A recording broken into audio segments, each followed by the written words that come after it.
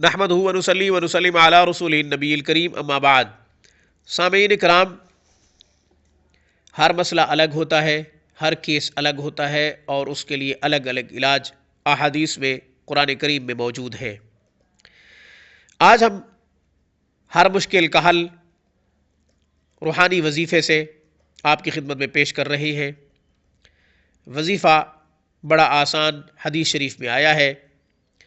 اس سے پہلے کہ میں وظیفہ عرض کروں، آپ نے ابھی تک ہمارے چینل کو سبسکرائب نہیں کیا تو ویڈیو کے نیچے ریڈ بٹن پہ کلک کریں، ہمارے چینل کو سبسکرائب کر لیجئے، ہماری ویڈیوز کو لائک کیجئے، زیادہ سے زیادہ شیئر کیجئے۔ شاید آپ کے شیئر کرنے کی وجہ سے کوئی دکھی مسلمان عمل کرے مسنون وظیفے پر یا کسی حدیث پر، آپ کو غیر معمولی اجر ملے گا جو آخرت کے دن آپ کے لیے باعث نجات، سبب مغفرت ہوگا۔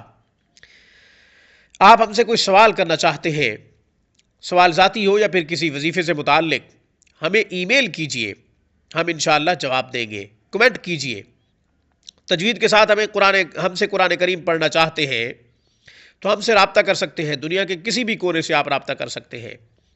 الفاظ کی درستگی اور حروف کی تصحیح کے ساتھ جو شخص قرآن کریم پڑھتا ہے، اللہ اس پر خوش ہوتا ہے، معانی اور مطالب درست ہو جاتے ہیں، اللہ کی رحمتیں چم چم برستی ہے۔ اب وظیفہ عرض کر رہا ہوں۔ رسول اللہ صلی اللہ علیہ وسلم کو جب کوئی مشکل پیش آتی تھی، آپ صلی اللہ علیہ وسلم سجدہ میں گر کر، امام اعظم ابو حنیفہ رحمۃ اللہ علیہ فرماتے ہیں، ان کا موقف ہے کہ سب سے زیادہ قریب اللہ جل شانہ کے ہاں اس وقت ہوتا ہے بندہ جب سجدے میں ہوتا ہے۔ قرآن کریم نے بھی یہی کہا ہے، وقترب، کہ اللہ کا قرب حاصل کرو سجدے کے ساتھ۔ سجدے میں اللہ کے زیادہ قریب ہوتا ہے بندہ۔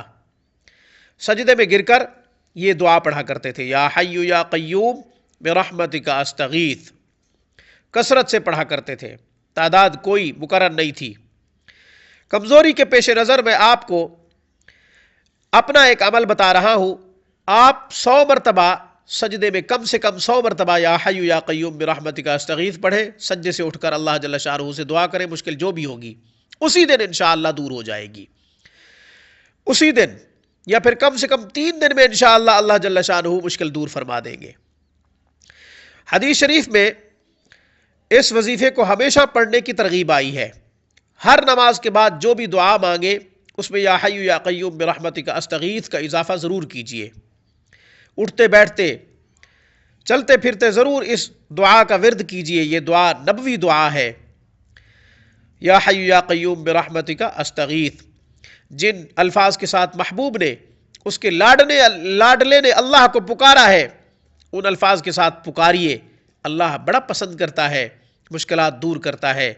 اس پیغام کے ساتھ اجازت دیجئے کہ وقت سے پہلے قسمت سے زیادہ کبھی کسی کو کچھ نہیں ملا کرتا، سامعین نصیب ملا کرتا ہے، اگرچہ پہاڑوں کے نیچے کیوں نہ چھپا ہوا ہو۔